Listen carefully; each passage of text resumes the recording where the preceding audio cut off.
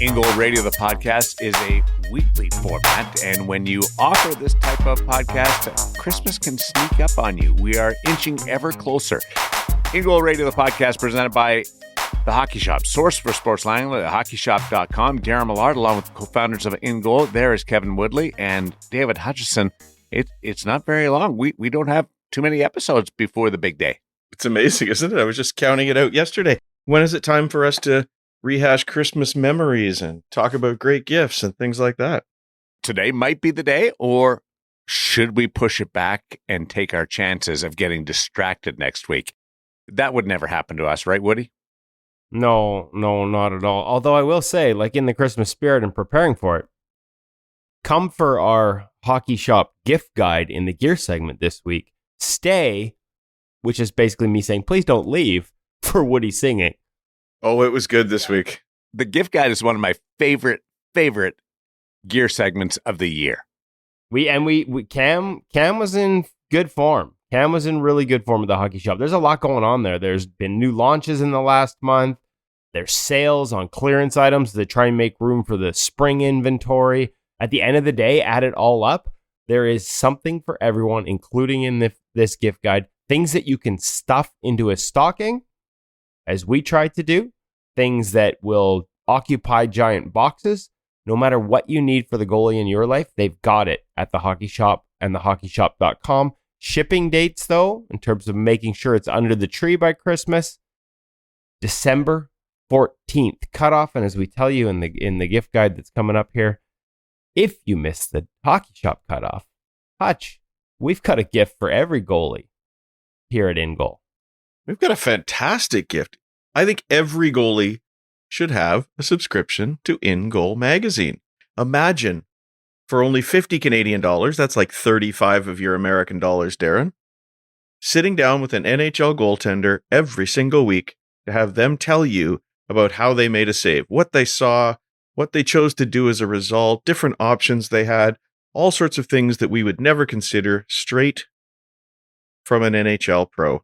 And increasingly this year, we expect to see lots of PWHL goaltenders as well. So the best way to learn about goaltending, we've been told that by NHL goalie coaches, by NHL goaltenders, the best way to read the game, to learn to read the game, is through InGoal's Pro Reads. And there is so much more there. Over 1,000 articles and videos.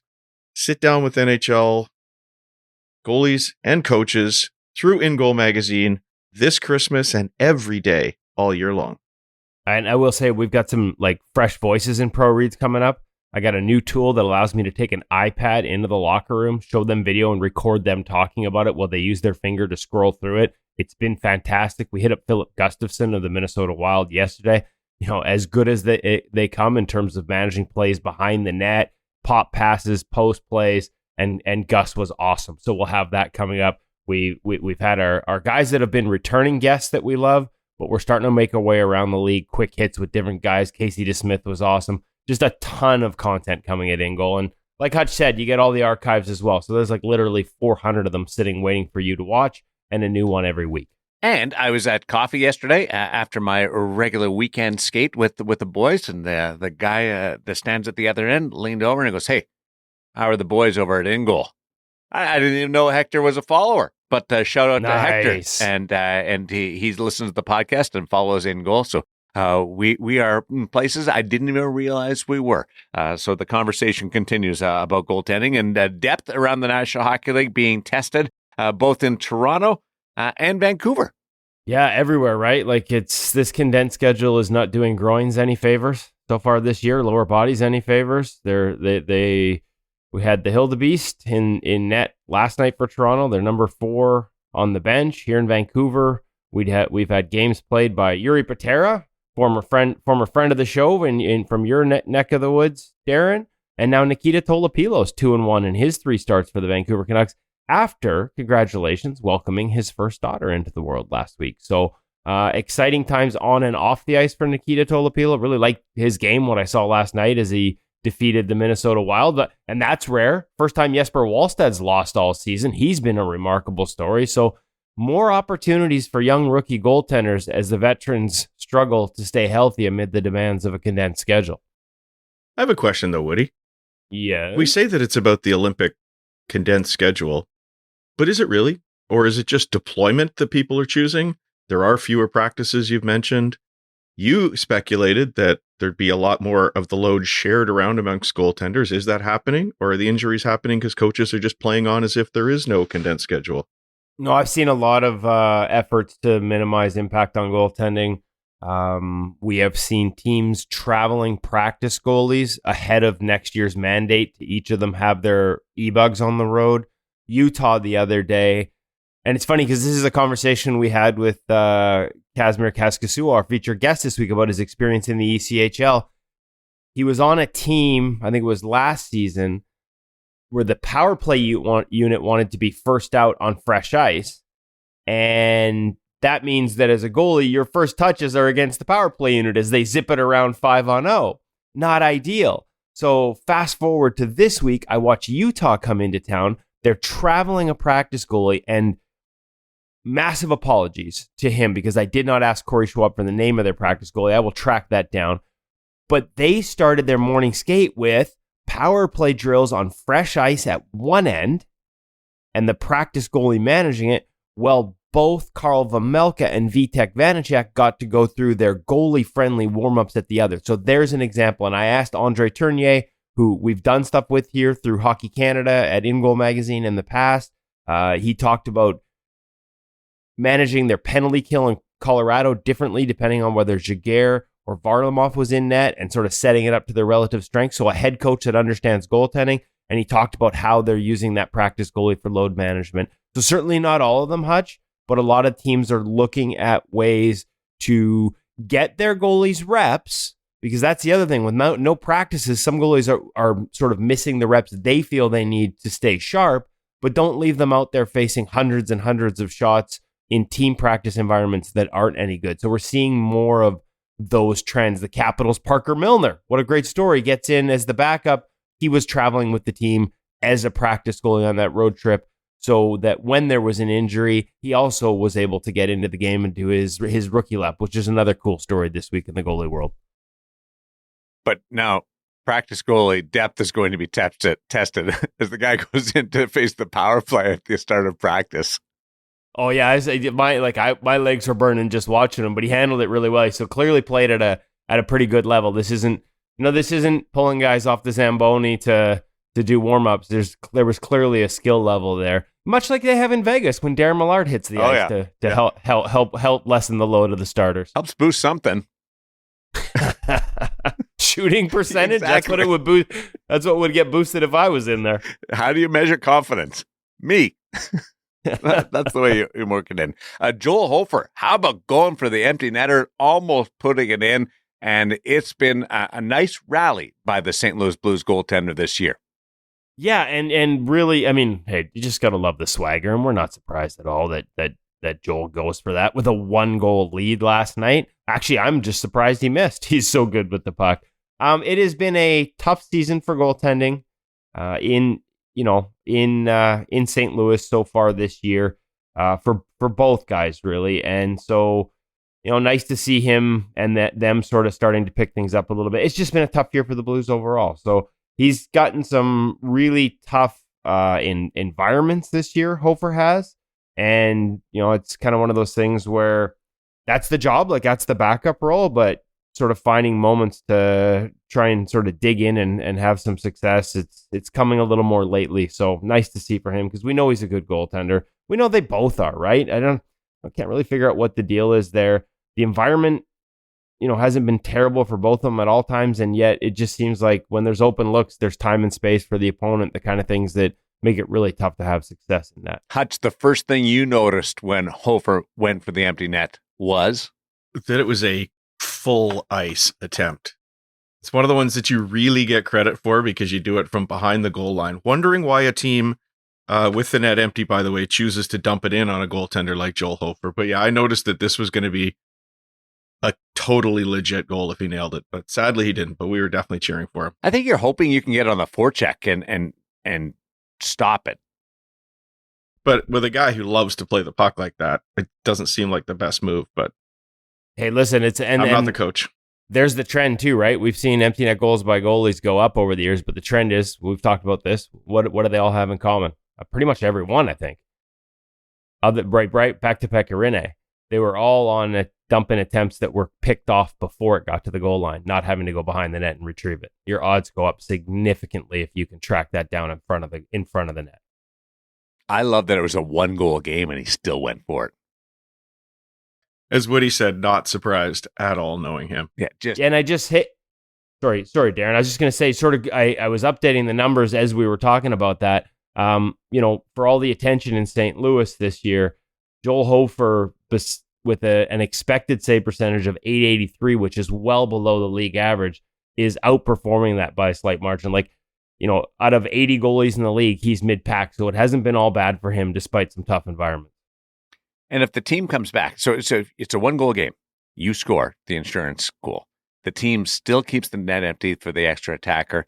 They end up scoring.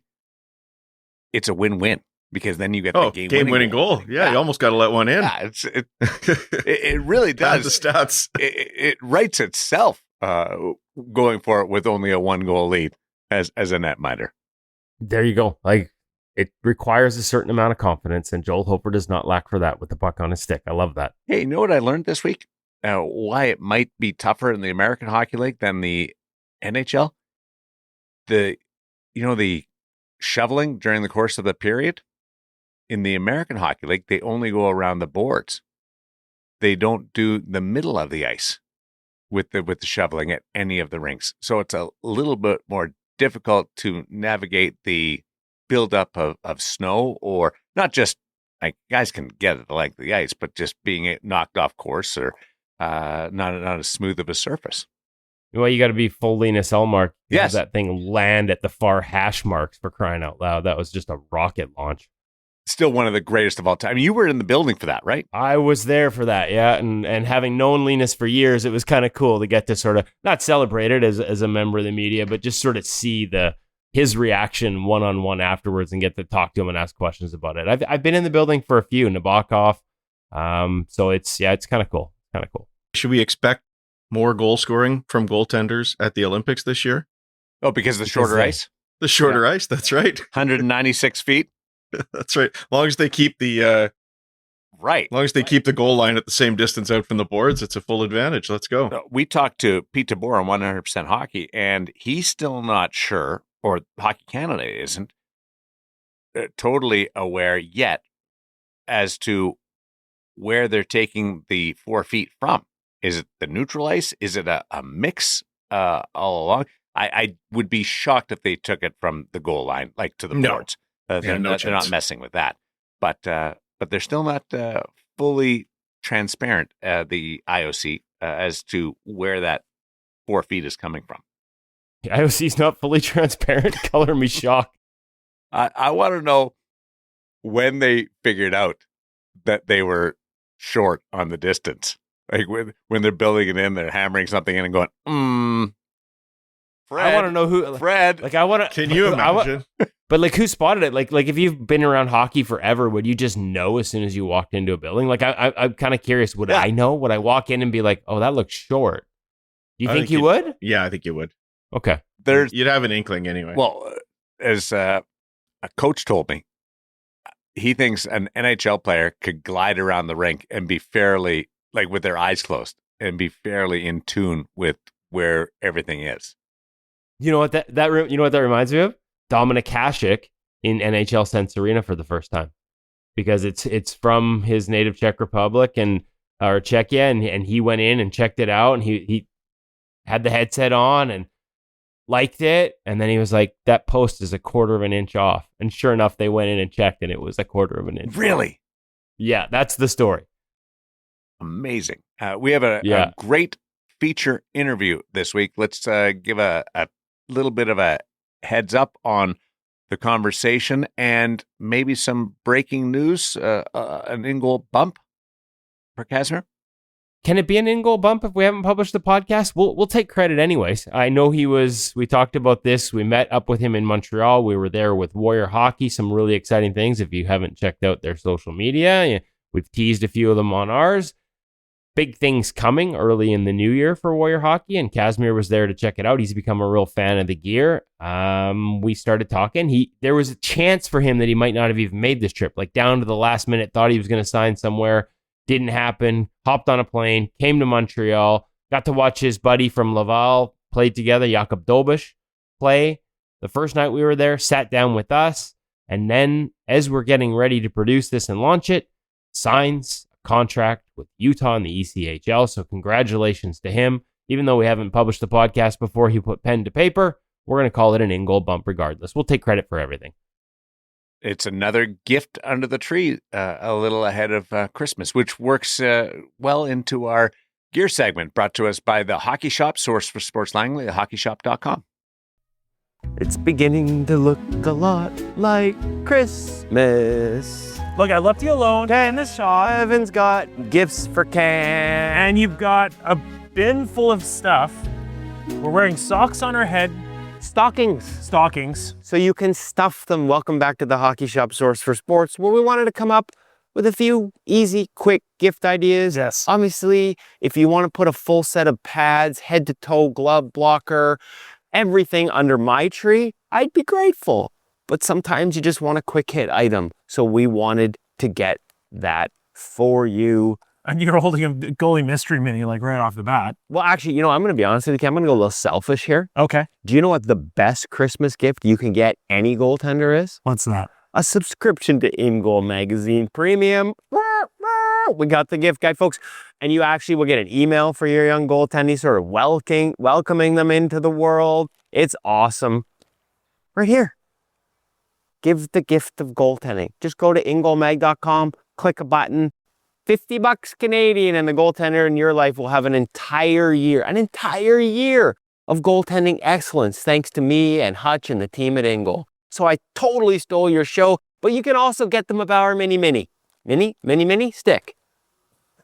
Try to keep up, Sam. I'm in the holiday spirit here. Back to things that we can actually fit inside the stocking too as well. So, okay. You fit Hutch's phone inside the stocking. We'll put Let's not drop it. The stocking's open. And all right. He doesn't have a protector on his So what else can we get your young goalie or psychopath stuff. beer league goalie? Beer league goalie. Yes. We're going to So get. many options. Okay. Oh, what else you got in there? That'll fit in a stocking. What is that? So that lizard skin.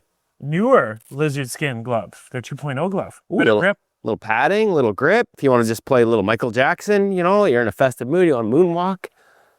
It's white. You should put the glove in the stock. Okay. Yes. But don't worry, there's another option for the glove. Oh. Trinity glove. And Cam even got me a full right just in case I decided to switch because I'm inspired by Yaroslav Askarov. Exactly. So you've got... Or if you need a little protection in your blocker hand because you're making too many stick saves. So not something I'd know about. No fingers to this glove. A little bit easier to get a little bit more control around the glove itself. Oh, you still get the padding. And grip.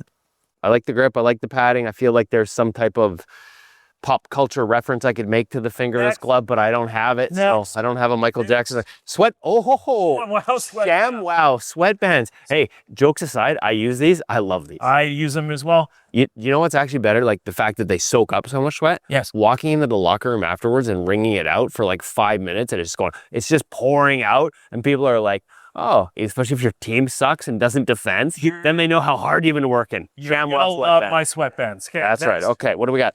Oh, anchor pegs. Do you know what this is for? Beer League hero, stars in his eyes.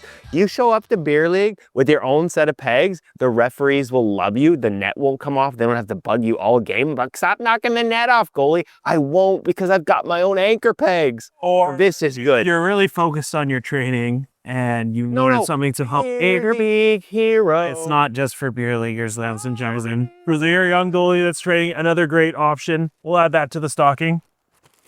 Well, I don't wear suspenders, but what a shock. Mr. Suspender Cam worked in a set of suspenders into our Christmas gift guide. These ones from Warrior RX5. Suspenders, yes. Another fit trace option. In the bag. Need some suspenders. Lace quick, yeah.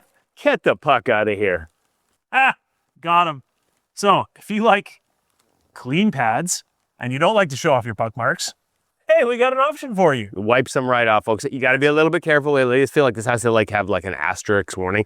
Do not rub over certain elements of the pads. You might take the color out. Screen print logos. Yeah, I think we've got a whole segment that you can go check out where we went through the whole thing of what you can and can't do with this. So make sure you go check that out. But again, fixing camp Hey, we got quite stocking. a stocking going here. This is a hell of a stocking. Yeah. What else? You know what else is great for Christmas? Now, here we go. Jerseys. Wow. Jerseys. You're a hockey fan, and we got PWHL coverage here. Little Montreal Victoire, little Vancouver Golden Eyes, some really great colors. You've got them in stock, and Ready to go. you could have names on the back. You can add names. They've got to complete their team salespeople will put names on all the jerseys here. Getting a little tight for deadlines on that, but you can at least get the jersey and then get it done later. They've got all that. What else? Oh, speaking of PWHL, all kinds of accessories, toques, hats, sweaters, sweatshirts, t-shirts, everything. They got it here. Adeline, we still got more goalie things. Oh, paddle wedge. Oh, Pat. I didn't know you put that in there. It fits in Yes. your hat or your stocking. Another nice, quick, easy stocking stuffer gift for your goalie. Save your fingers. Goes on a stick, little ramp up there, jutting out your fingers. Session in practice. Awesome. Keep going, Cat. Keep going. You got Oh, more jerseys. You got NHL. World Juniors, Olympics. Is this Olympics and World Juniors? Oh, the black. This is a controversial jersey. Not everybody likes the black flag here in Canada. So, Bauer, Hockey Canada, mixing it up a little bit. I think it's a pretty good look. Cheer on your team. If you're American, hey, do you got American jerseys for the American people? No. Oh. There's some patriotism here at the Hockey Shop, Source for Sports. Okay, we got that one. And last but not least, a reminder that they do have some pre-made. So as much as you can get any name put on any jersey that might be not fast enough for Christmas, if you want to get a 3-time Vezina winner, Hart Trophy winner, Connor Hellebuck, they got that in stock as well as some other ones. So Cam, all these great ideas, and I could roll this up and stuff that in a stocking. Absolutely, I could. But I'm going to be honest, if somebody got me a Hellebuck jersey, I kind of want it wrapped specially in its own, I don't know, Well, yeah, special probably box that with nice gold plating. I mean, this is the gold standard. plating. Wow. Goodness. All right. So if you want to get those Christmas gifts in, Frankincense here. no, Gold frankincense. December 14th is probably going to be one of your last days to get those orders in to make sure that it gets there before Christmas. Yeah, you got to keep in mind A little bit tight. shipping deadlines are coming up. So That's I've correct. got all kinds of Christmas options. Honestly, because I know that Cam's barely working these days. No, barely. If you just need advice on what to get your young goalie, what to put under the tree before December 14th, call them. Call his staff. They'd be happy to talk to you. Not But- just me. These are a whole entire staff of the store ready to help you out with your best Christmas ideas. You can reach us at 604-589-8299 or 1-800-567-7790. If you tell them Woody sent you, Cam will sing Christmas carols for you. I will not do that. Just a question for you guys, and this is something that's not related to this episode, but while I've got you here, wrapping presents can be difficult. How do you disguise a stick? It's a challenge. Maybe grab a bigger box or try to disguise it or throw the youngster off the path. What about dangler? How do you guys wrap a dangler? I'm asking for a friend. I wouldn't know, Darren. I just plain wouldn't know. You know what I might do? I'd probably buy one of the Warrior RF2s because it comes with a dangler in the bag, which is why I know you like it so much. Yes. Thank you. I noticed Hutch for something happened to his microphone. I'm not sure. Hopefully he can get that restarted. Do you need me to comment on how I'd hide it? Yes. Okay. I would disguise it as a boomerang.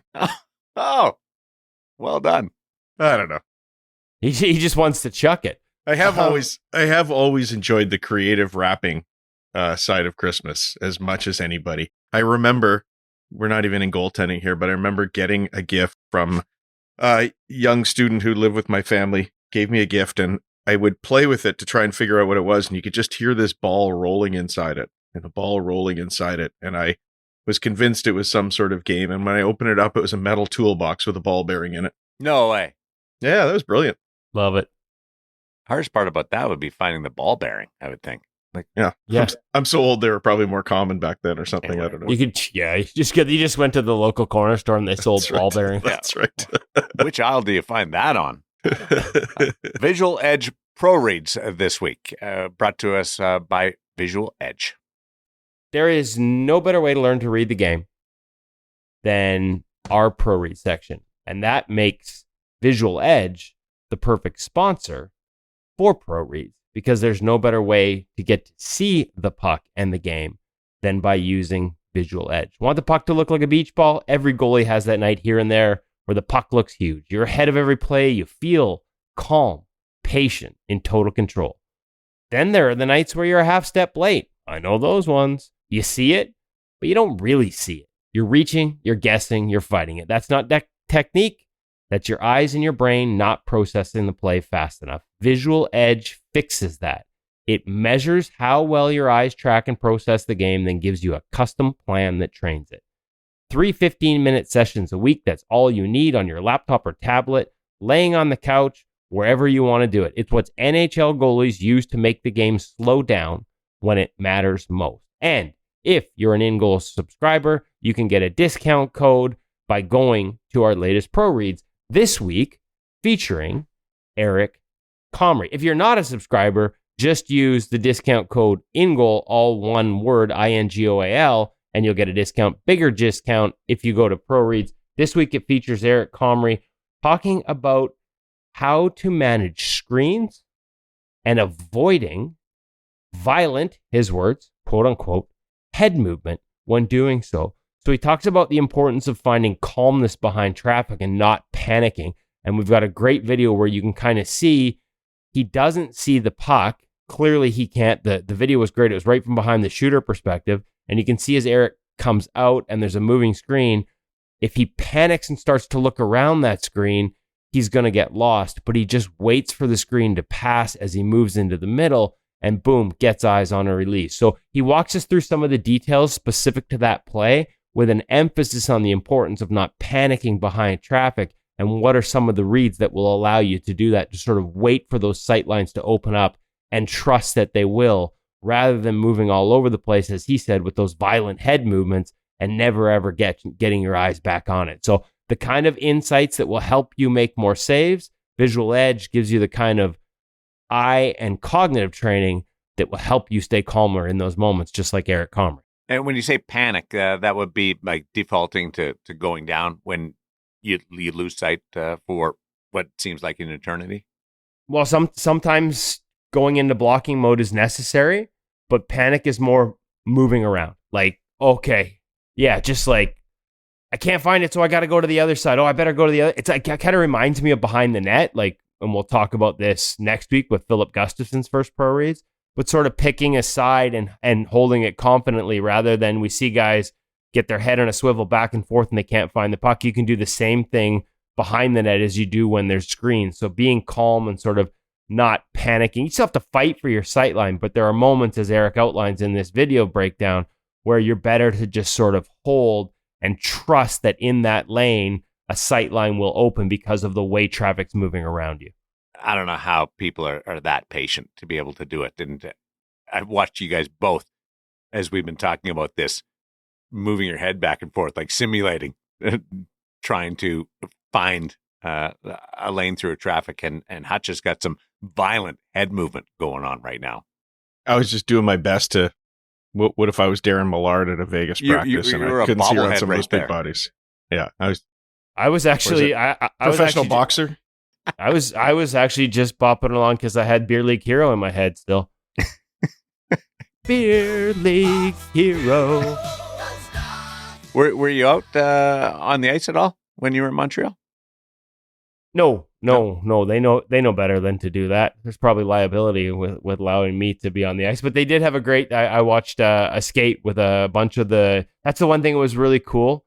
Went to a 3-on-3 rink owned by the Saputo family that might be the nicest facility I've ever seen. Like, just unreal. If you play there in your beer league, like when you walk into your room, which is like, it's like not quite an NHL room, but it's not far from it. There's like TVs at either end with sports on the TVs.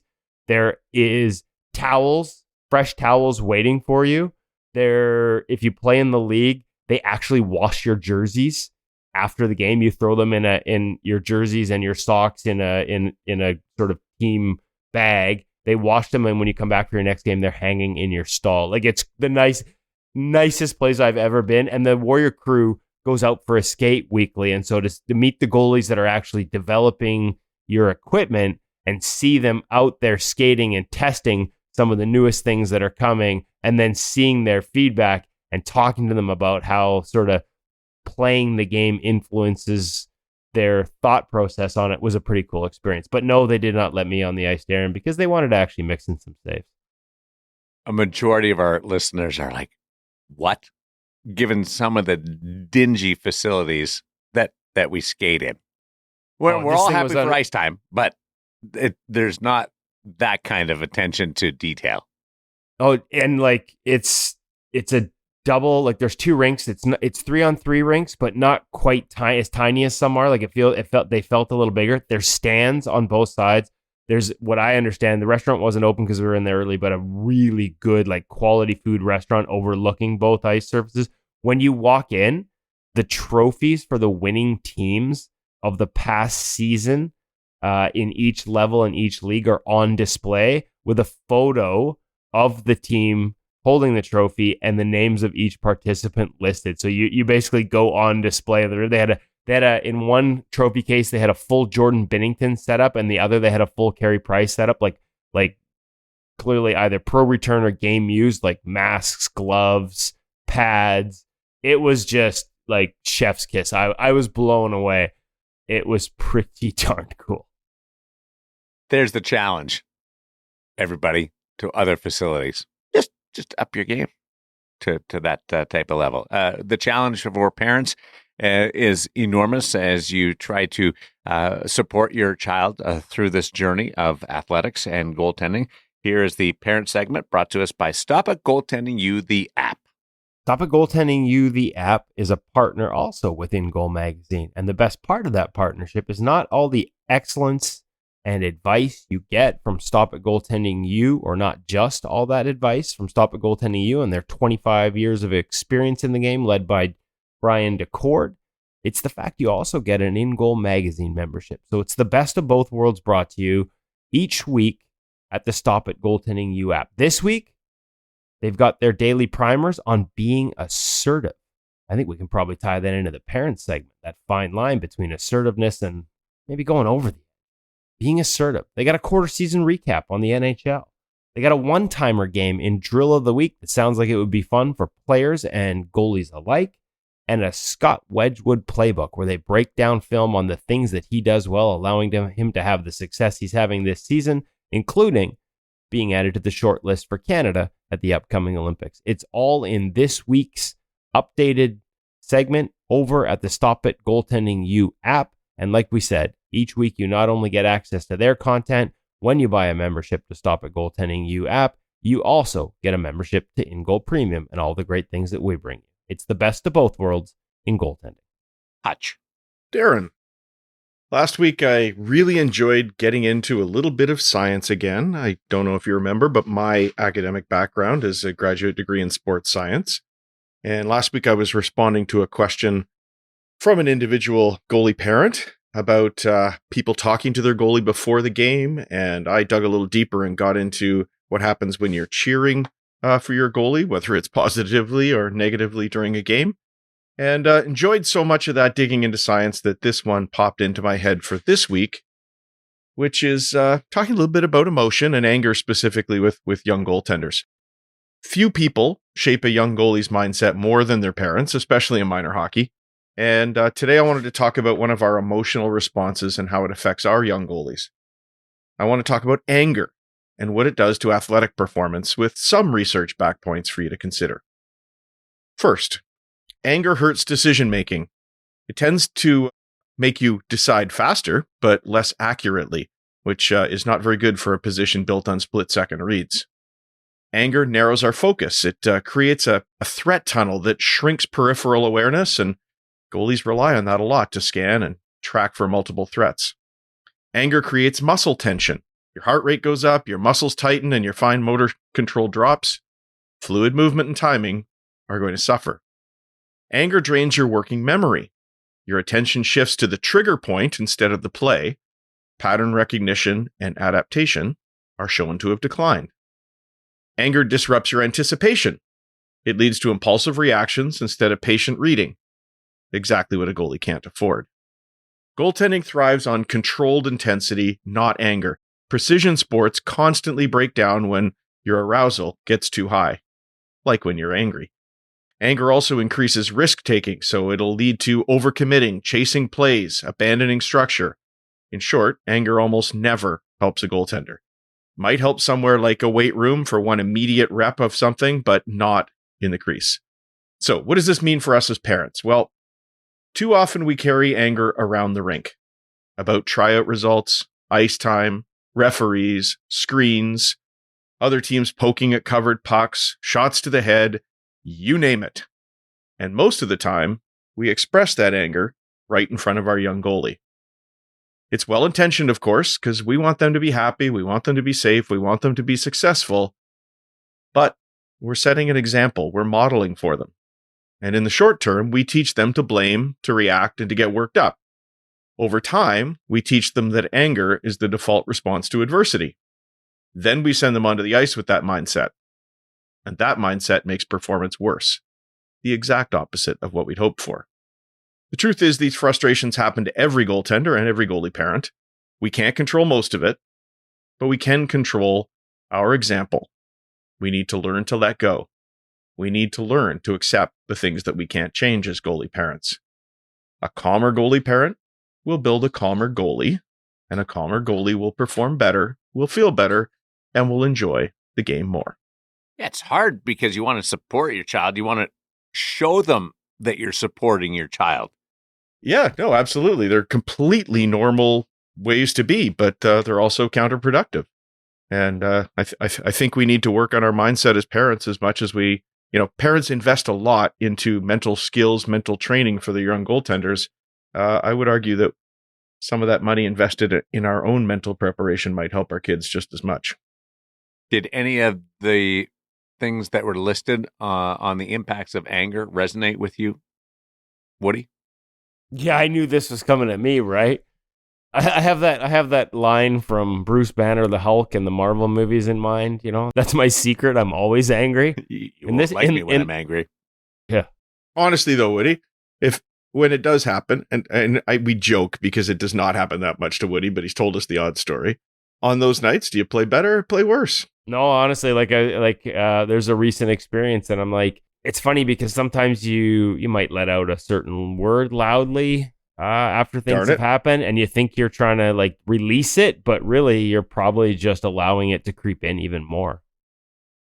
Just let it out with a big yell, and you're like, hope there's no kids in the rink, and then, but it's probably not how it works, right? You've allowed that, you've given into that anger, and next thing you know, you're a big green monster. You can't stop a puck. So that would be something I relate to very much so. And from a parent perspective, this is not to turn this into a counseling session, but your kids see that and they absolutely pick up on it. And there are times in my life where I've realized that my kids see how I react to challenges and adverse situations. And then I see them react the same way. And I'm like, oh, I know exactly where that came from. Yeah. So my kids that are now 21 and 18. And so if you're a parent of a young child, it's hard in the moment sometimes. Because let's be honest, the anger can be real away from the rink too. How you react to your own adversity in other challenges, whether it's Christmas shopping and somebody screws you out of a parking spot in a not very, all the way you react to all those little things,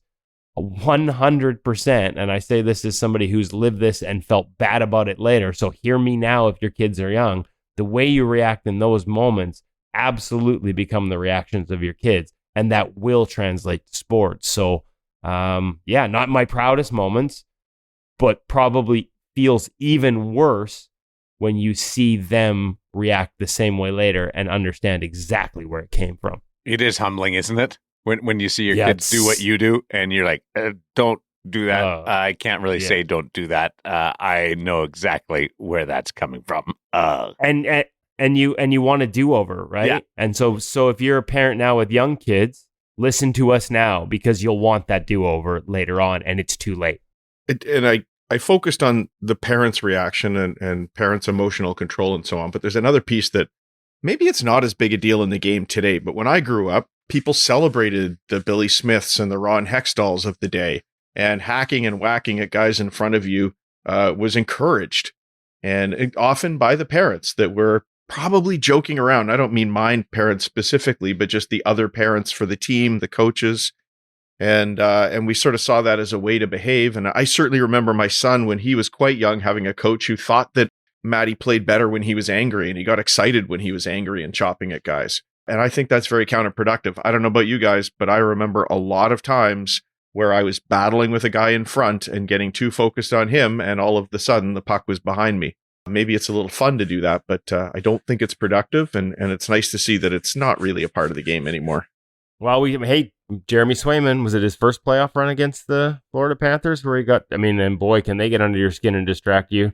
Couple of whacks, next thing you know, puck in the net, and I think an admission afterwards that focus got distracted. Here's one. It's got nothing to do with goaltending, but you mentioned the Florida Panthers. I was watching the game between the two-time defending Stanley Cup champions and the Columbus Blue Jackets this weekend, and that was a challenge for both guys. I was watching. I was in the fetal position on the couch. Yeah. And I was so impressed by Bob in particular. It was 6-6, and you couldn't tell whether it was 6-6 or it was 1-1 or 0-0. His body language was the same throughout the game. So credit to him.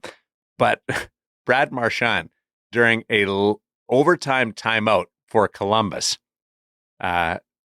you're showing the huddle for the Blue Jackets around the bench and Mike Haviland, and they all start poking up and they're blocking the whiteboard because Brad Marchand is circling in the neutral zone around their team huddle on the bench. I thought, that is a troll, man. That is just a great troll. And all of a sudden, Columbus is distracted. They lose time in their preparation, and they're thinking about Brad Marchand instead of the play that they're trying to run. And there was nothing illegal about what Brad was doing. He was just being Brad. Pest. That's right. And those are the kind of things that if you allow them to distract you, you're no longer focusing on what you should be. So it's a great lesson. And I don't know whether you could possibly not be distracted by that. That's fair. It was. I have such respect for that style of play or approach to athletics. You may not agree with me, but it's not the same realm of Hexy or Billy Smith, but it's still equal admirable. I would argue there is something you can do to not be distracted by that, or a guy slashing at your glove, or whatever it might be that gets so many guys angry. And let's just enjoy the battle. Like, laugh it off. If a guy takes a whack at your glove, why do you by default get angry? I understand perhaps if you're 6 years old, because you're not used to that and the gloves aren't as beefy as ours, but it's pretty rare you get hurt by a guy digging at your glove. And yet so many people go all snaptastic about it. So just enjoy it. You're so mature. No, I'm not. I'm great at giving advice. Hutch also hasn't had this finger broken by a slash to a glove. So yeah, Hutch. Yeah, it can happen, but it is pretty rare. It happened once to me, and that's why we love Papa Hutch, because he is more mature than all of us. He is definitely more mature. I mean, by that logic, Woody, you should get angry if you get hit by any puck, because people get hurt when they get hit by pucks. Well, I mean, and let's be honest. Be honest, it doesn't happen that often that I get hit by the puck, so maybe that's why I'm always angry. They're shooting at me. Yes, damn it. I did a thing this week with some of the band members from Red Clay Strays, as CMA winning band, and we did a shootout. And the idea was the puck's going to go in, right? I actually had a hard time. I thought to myself, I may start trying to get out of the way because I was really good at getting in the way. Do the opposite of what you're planning on doing? I'm going to start doing the opposite of it. Great group, great guys. It was awesome to meet them and their crew this week. There'll be some social media stuff out as we go through this. Let's get into our Sense Arena feature interview with Kasimir Kaskisuo. Well, before we do that, we need to talk a little bit about our friends over at NHL Sense Arena.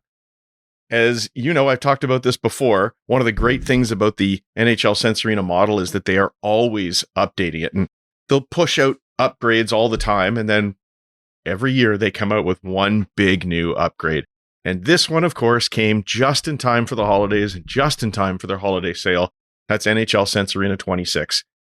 You get to compete with or against NHL pros, and the graphics are spot on. NHL uniforms. You sort of feel like you've stepped into a video game and not an elite virtual reality training system that helps you become a better goaltender.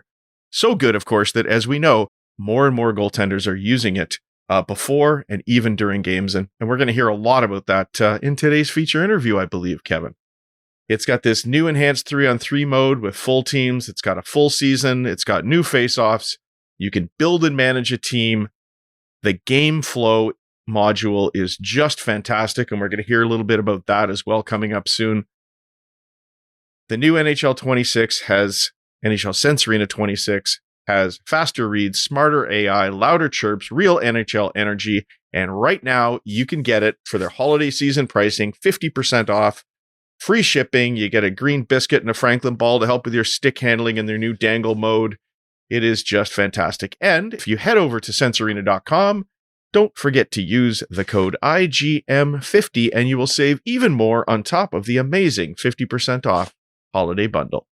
I love Kasimir. I love what he's doing online, socially, and I've always had this soft spot in my heart for him from the first time that we ever talked to him on InGoal. Yeah, one of our early guests. And this is, Hutch talked about NHL Sense Arena.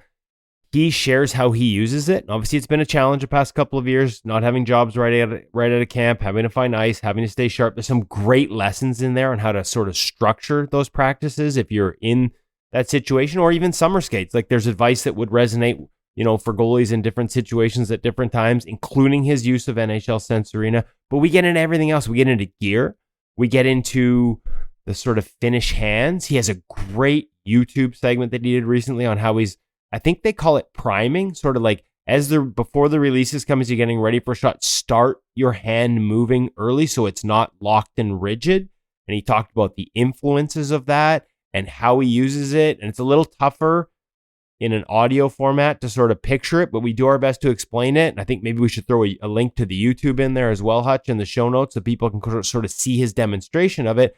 And what better way to try it? Because, hey, like changing your glove hand motion at practice or in a game, you might give up some goals, and coaches don't always like that, even in practice. NHL Sense Arena, put those two worlds together. When we're doing the interview, I never even thought of it. Great way to try Kaz's sort of glove hand motion while getting fired at in virtual reality. So tons of great insights, tons of takeaways. We would expect nothing less from this week's feature guest, Kasimir Kaskisuo, now of the ECHL Utah Grizzlies. Enjoy. Really excited to welcome back to the InGoal Radio podcast, but first time in person, Kasimir Kaskisuo in Montreal. How are you? I'm great. It's a treat to be here in person and do this, and around all the circumstances of the strip, it's good to catch up with you too. So catch us up with the circumstances, right? Like you said, you don't have a contract right now, but you're still looking, still staying active, still staying on the ice, still want to play. Yes, a long time. Just trying to skate a couple times a week as a free agent, keep the rust off, and negotiating with teams that nothing's really gone through yet. And you've had some close calls though. Close calls, yeah. So hopefully, once again, at the end of this week, there's some light at the end of the tunnel. But like multiple times these last couple of years, it's not done until it's done. So it's been hard getting hopeful with some of these teams and negotiations, and then it falls through and doesn't work out. It's taking two steps back. So yeah, just trying to be ready and hopeful and positive. That's a challenge mentally, obviously. Especially with a young family at home. Goaltending is a challenge mentally. Mm-hmm. It's not, is it? Is there anything you can take from that one shot at a time in it mentality that helps you get through this, or is it so different managing the anguish or stress that comes with this? I think it should be easier since this is the third year in a row it's gone till December, which is not ideal, obviously, but trying to use that as a tool of, I did this last 2 years. I was able to hop in and play well right away.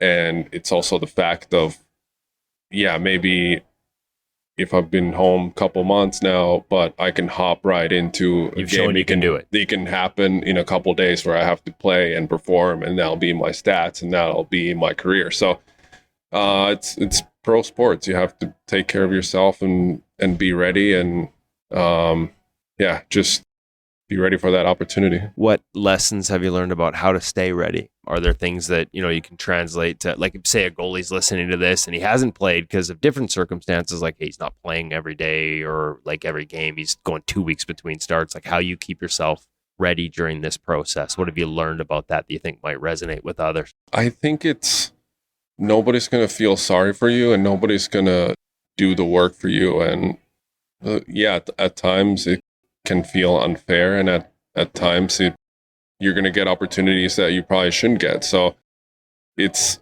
always about being ready and making sure you do your work. You have to love the game to put in the hours and get better and try to develop. And when that opportunity does come, you need to make sure you're ready, or it might pass you by, you're not ready, and then you're going to miss out on all the rest of the opportunities. So what do your skates look like? How do you stay, like, what is the focus to sort of maintain, without playing games, that readiness, that edge as much as you can, sort of running your own skates really in Minnesota?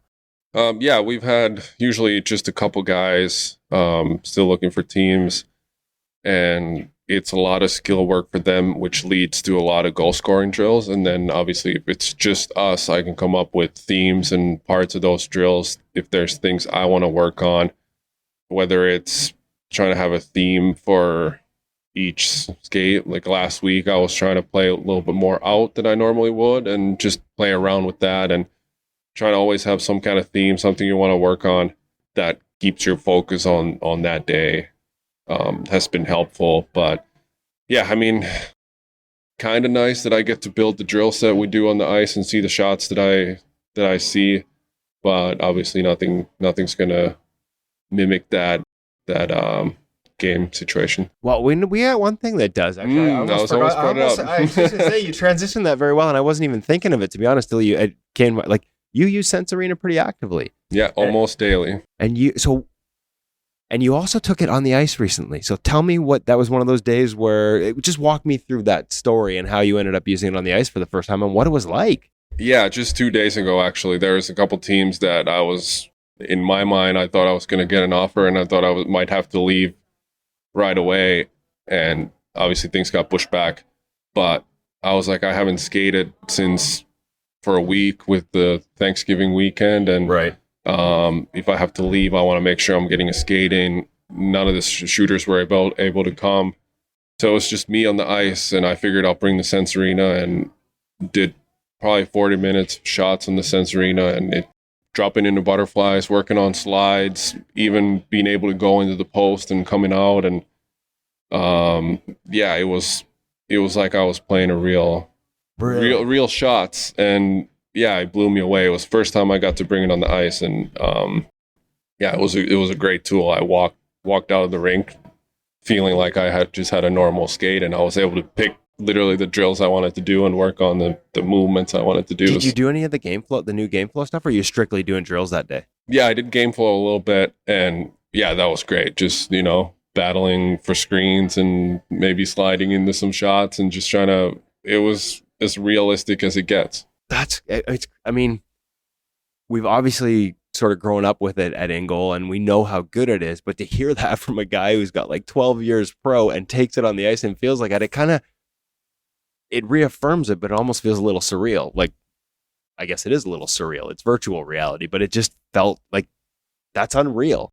What kind of drills do you do when you're not on the ice? How do you use it as a tool? Because we have a lot of kids that are using it, and sometimes as they get into it new, they don't know which way to go with it. There's so many options in there. How do you use it?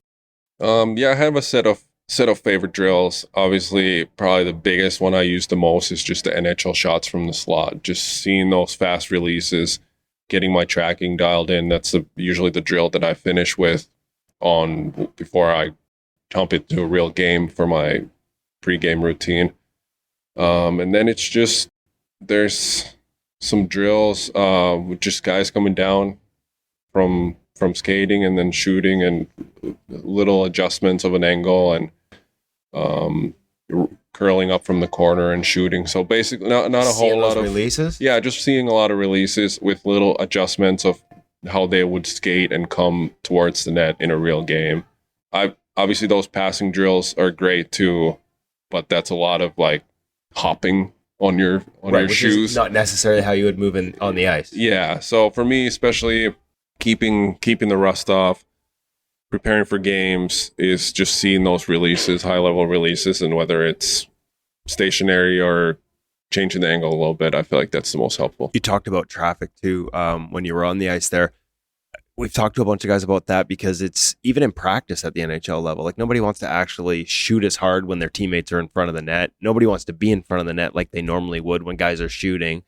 Is there benefit to the way they've added the screen drills and some of those elements to the game that, you know, might be applicable even at the highest levels? Yeah, for sure. I mean, whenever the puck's in the zone, you rarely get to be in your normal stance, head in the perfect spot. You're always trying to find the lane and lean over, and if you're leaning over, you might have to make a save from there, or make a read and being able to move, not having your balance perfectly in the middle. So that's been a huge addition to even those simple drills. Adding a flash screen, or the game flow does an amazing job with that. There might be 3 guys in your lane at a time, and you might have to see if they're shooting and make the save, or if they're making a pass across, and just kind of adds to reading the play and working on those situations that you might see in a game.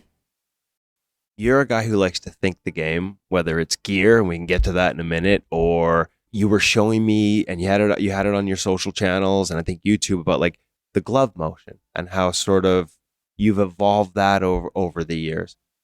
Since we last caught up, last couple of years, like who are some of the influences? Where does that come from? Is it just you experimenting, or where does the inspiration, I guess, for some of these evolutions in your game come from? I think the most important part is just to find what works for you.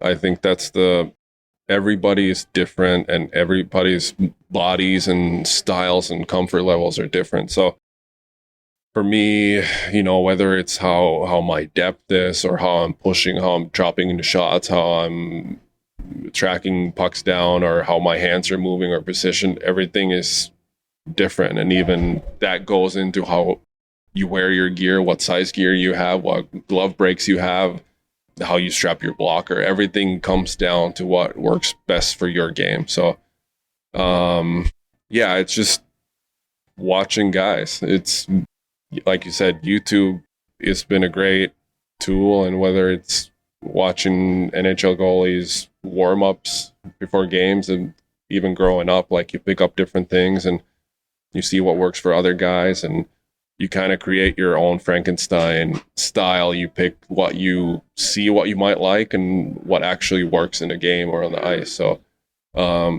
yeah, you can't play like someone specifically. You can't just decide that I'm going to play like Carey Price, or We don't like to, but yeah, like you kind of have to find what works for you, what brings you the most confidence, and what your body and your reads are able to do. Okay, so I'd highly recommend everybody go check out the YouTube on the glove, but this is tough because we're not in a visual format on a podcast. But explain to me a little bit where the origins of it, and as much as you can, sort of walk us through it without the demonstration portion.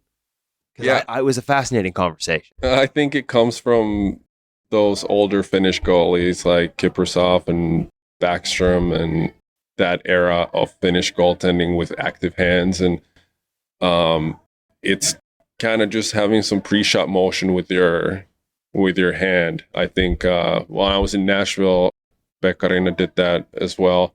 But it just kind of loading up your glove hand, whether it's pretty close to your shoulder and kind of not square to the shooter, what other goalie coaches might tell you, but it's just kind of having that flow to your hand, and then you track up and shoot your hand up, or if it's a low shot, you just kind of snap your glove down, and with your glove already in motion, it's kind of has that momentum.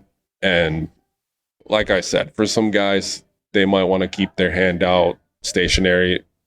Perfect if it works for them. But And that motion for you, it's almost like if I were to picture it like a clock, it's almost like a little clockwise turning of the hand. yeah, it's To start almost it. starts from your middle of your chest Sort of up. if you overdo it Yeah. towards It's like your 9 shoulder. o'clock up till noon and then out a Yeah, little and bit. then you just continue. If it's a top shelf shot, you continue up top, or then you just let your hand hit that momentum and like almost snap like it down. putting a little bit of flow into your glove hand. yeah, I love that because like we talked about, like if you're just holding it out there, projecting it, it might look a certain way, but like we're adding tension and the body doesn't move naturally that way. I love the way you think about these. yeah. things. It's you gotta, like, if your hand is out, just presenting towards the shooter stationary, and then it's a low shot. You gotta kind of think about what muscles are you gonna fire up and what your hand movement is gonna look like.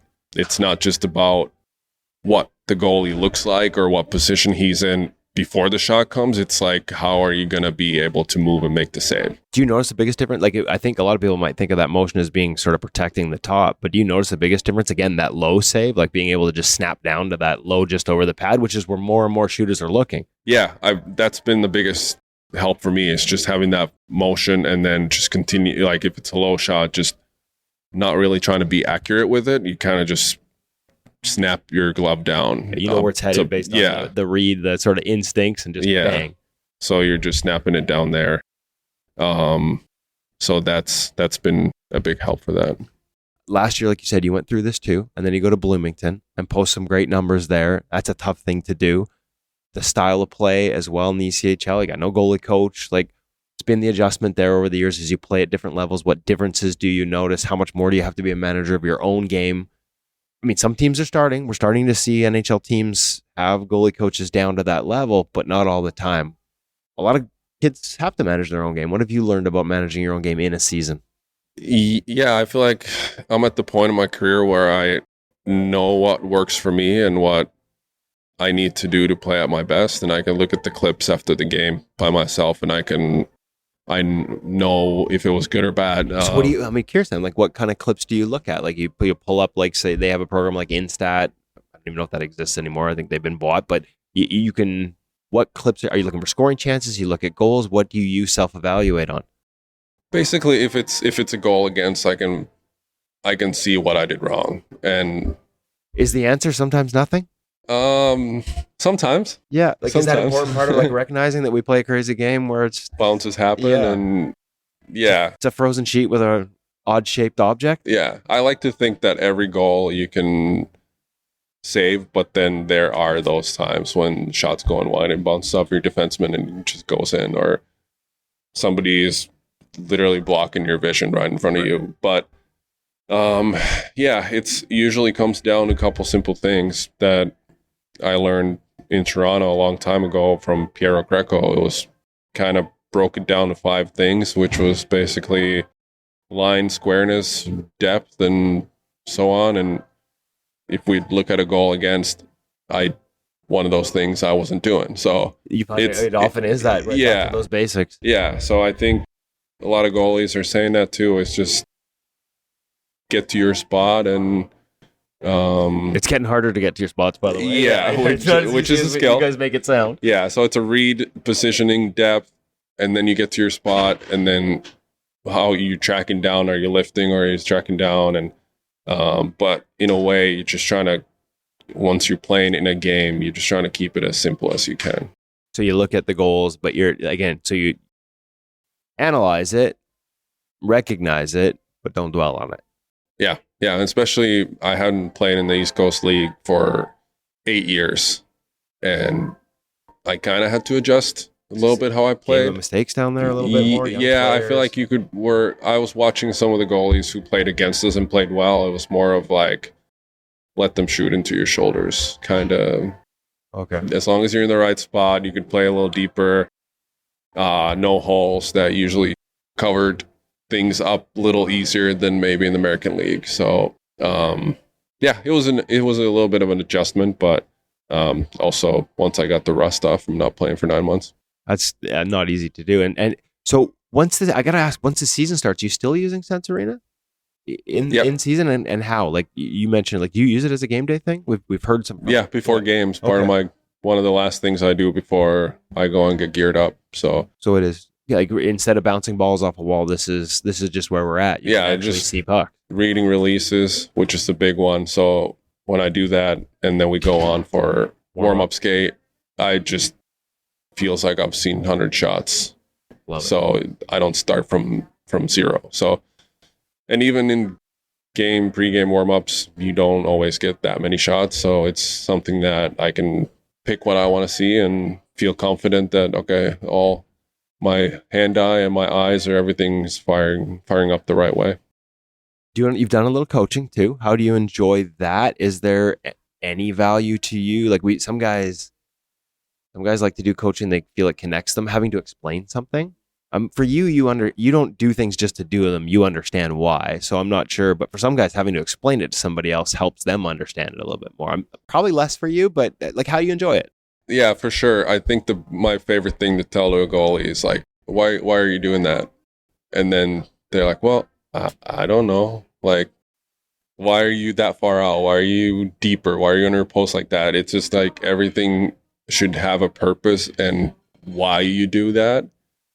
And yeah, coaching has been great. It's just trying to come up with ways how to help others. And like you said, trying to explain something. And for me, in a way, it lights up that bulb when it's okay, like there's a purpose to that, why we do that. And then especially if a 10-year-old kid asks me a question, why do you do that? It's like, I have to come up with an answer and I have to, make it purposeful. And so yeah, it's been fun. Obviously you get to be on the ice too, and love goaltending, everything about it. So it's been fun to kind of fill up that extra time doing that. And something you like, I mean, again, still playing, still want to play, but like in a team environment, you might consider down the road once eventually you hang them up, you see that as an option. You've had some great goalie coaches over the years following in those footsteps. Yeah, I think obviously going to focus on playing as long as I can. Right. And then I think I would love to be part of that team environment and be part of goaltending and be a goalie coach. And I guess that's the only thing I want to do and the only thing I'm basically good at. So, well, you could probably take a job with an equipment company, because I got to witness this today. Now, we can't say exactly. We can say that we're here in Montreal to visit Warrior, and you've been wearing their gear and tried their gear, much like me recently, and been kind of eyes open to it a little bit. But first time I've seen it in a while. I know some guys do this. Had the tape measure out today. So walk me through how you approach equipment. Yeah, just had to make sure that the gloves are up to my standards and the models are different. And yeah, this summer has been great. I was able to work with some gear companies and gear stores and test out for the first time basically all the newest models and kind of see what I like from different stuff, and nail down my sizing was the biggest thing, to going to a smaller pad, and then just finding all the answers that I was looking for in the Warrior G7 line. Why'd you go to a smaller pad? Like, I just thought I had to be bigger pad before, and I was in a Bauer large.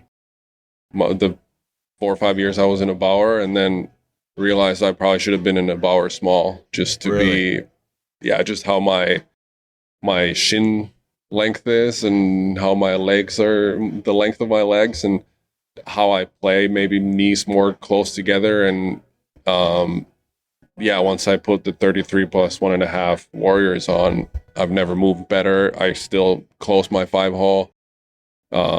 Everything just felt easier. So it was kind of one of those light bulb moments too. It's like, hey, this works way better for my game.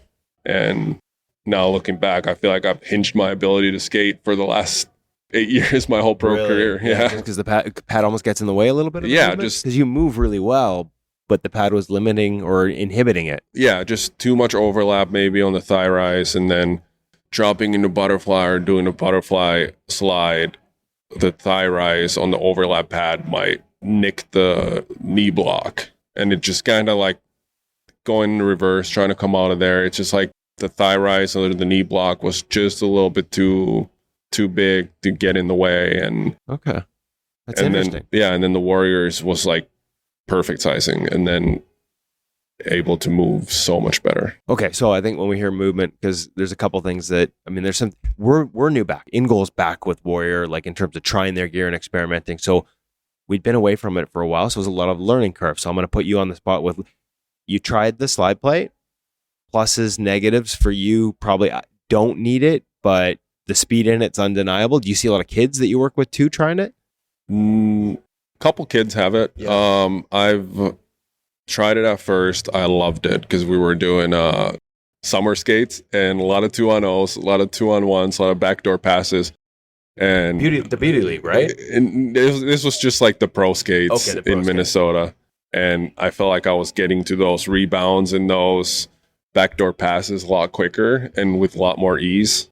But then once you start getting into the basic saves that you would get in a game, I still felt like A little too slippery. a little too slippery. Yeah, I think it's great for someone who likes it and the option to have it.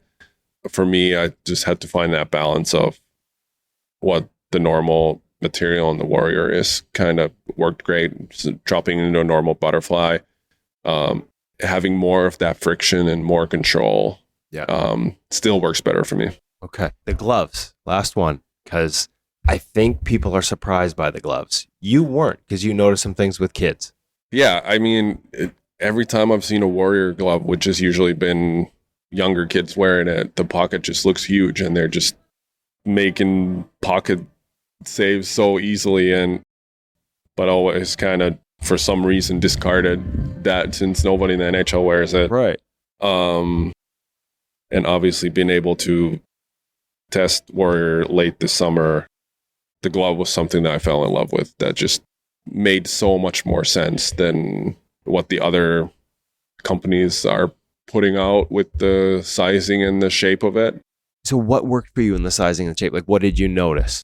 The cuff is smaller on the Warrior glove, and they put that sizing into the pocket. Right. So without saying anything else, the Warrior catching surface and the pocket is inch by inch bigger than What you were using. what I was using before. And you feel that on the ice. There was a lot of breakaway saves where I was like, okay, I didn't maybe reach that one, but somehow the glove still scooped it in. And I don't see the reason why there would be a bigger cuff on a glove. I haven't noticed any difference in that. No protection or no coverage issues.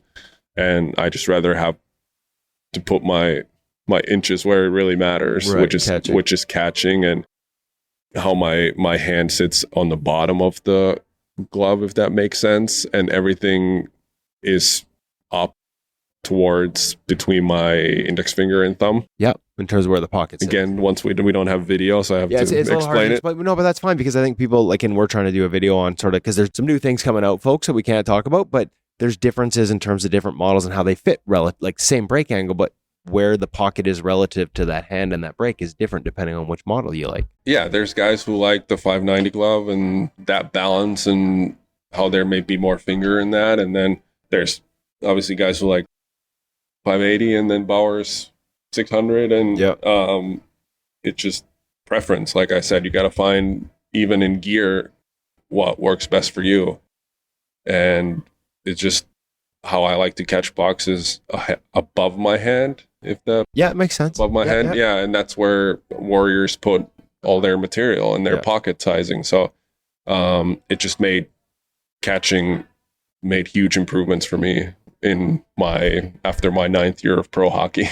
See, and here's this is good for us to hear this. It's positive reinforcement because we felt the same, and we had Paris O'Brien, who recently retired, who played some in the KHL, played in the Olympics. He tested it for a week and he comes back to us. He says, "This is the best glove I've ever used." And we're like, even we were surprised by the degree to which he loved it.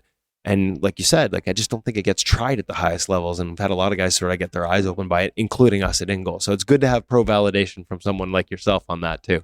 Yeah, I mean, it's different gear and everybody's product is different and how they're shaped, their weight, their balance, and it just, if you have to mix and match your gear, do it. Whatever makes you play the best is the biggest thing. And I found that with Warrior, and it's kind of, even with the pads and the gloves, they've kind of checked all the boxes that I was looking for in gear. And it's sort of frustrating that I hadn't discovered this before.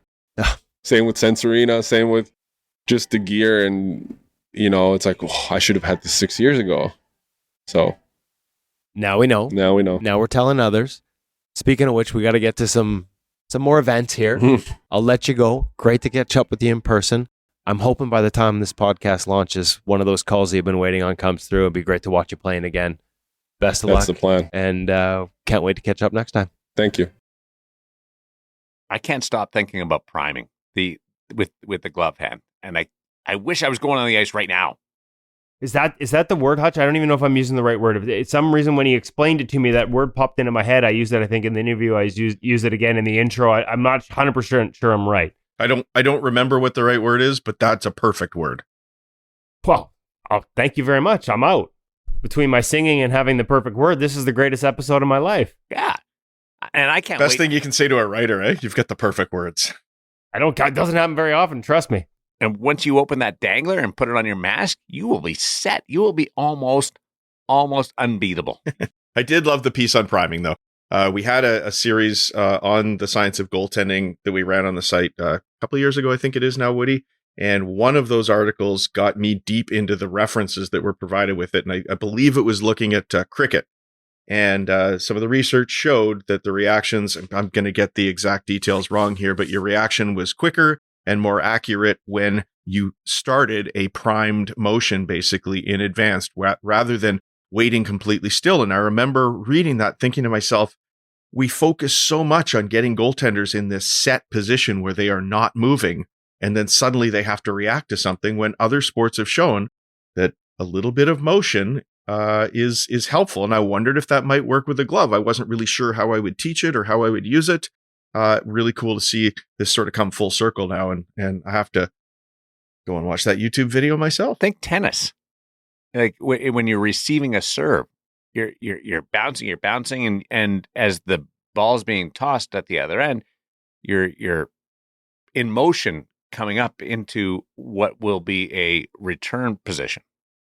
Well, I think being a shortstop in baseball, Yeah. where you sort of took a couple steps into your ready position, there was a flow. And also baseball, we think of Aaron Judge hitting, by the way, Aaron Judge, Vizual Edge user. You think of how they drop that bat, like sort of straight back, and it changes their launch angle, but it's also a priming movement. I was just thinking about this, like, what about another goaltending reference, right? We had Linus Hallmark and the Boston Bruins with their recoil. The LA Kings and their goalie coach calls it motion. Others call it drift. The Nashville Predators call it teeter. And again, that idea of a little bit of backwards flow, even off an open release, just a little bit of motion. Not only does it sort of set you in the right direction if it hits something, but maybe there's an element of priming in that as well. Can we use it on the podcast? Prime our minds. You always do. You always do. 3, 2, 1. Or if Woody's doing an interview, 3, 2, 1. Hi, I'm Kevin Woodley here. There's no space. I used to do that all the time, and until I don't do that anymore. Hutch told me it sucks for him. And Woody never says 3, 2, 1. He says a little 3, 2, 1. Sort of his singing recording voice going. Yeah. Some people go 3, 2, and they do the silent one, and then there's a natural space there. Good idea, Kevin. I might have to try that, because I have to do ad reads for my Hyundai sponsor, and I do that in the studio now at home and send it in. So not only do I mess up Hutch with some of my 3-2-1s, but I mess up the good folks over at Sportnet 652. Always gets in the read for them, doesn't he? The complimentary read. Yeah. A little bit of a flex there. I think you and I should each get to borrow the car for a couple days a month, don't you? Yeah. Like, seems fair. You're going to have to drive it down.